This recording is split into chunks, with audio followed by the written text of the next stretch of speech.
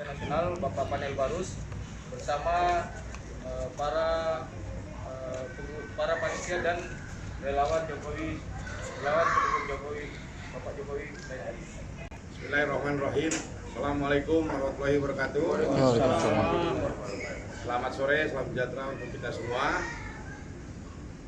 Terima kasih kepada rekan-rekan media, wartawan, jurnalis yang sudah hadir memenuhi undangan konferensi pers sore hari ini, tanggal 30. Yang ingin kami sampaikan adalah bahwa Musra 2 Sulawesi Selatan yang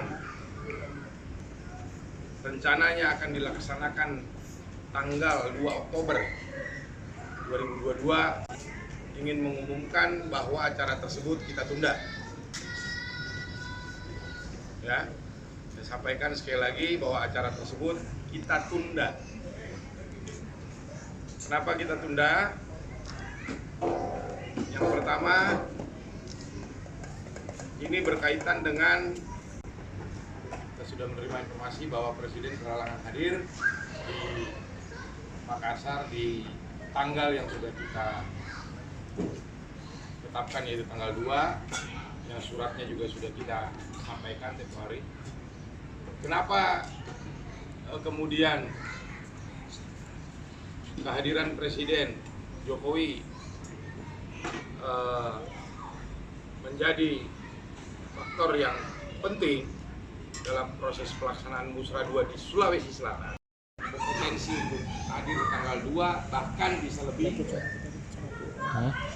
Kami jujur, panitia menyampaikan ke rekan-rekan media bahwa antusiasme dari masyarakat Sulsel yang hadir ini salah satunya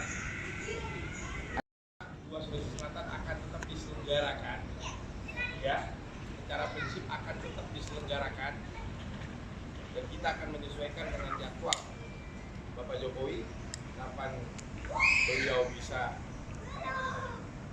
memiliki jadwal untuk kita selesaikan semua putarannya sampai dengan Maret tahun depan.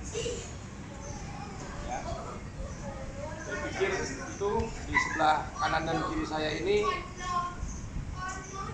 adalah teman-teman dari organisasi-organisasi relawan pendukung Jokowi yang ada di Sulawesi Selatan, yang juga secara gotong royong ikut membantu proses kesiapan Musra di 2 Oktober yang seharusnya akan kita jalankan dalam 2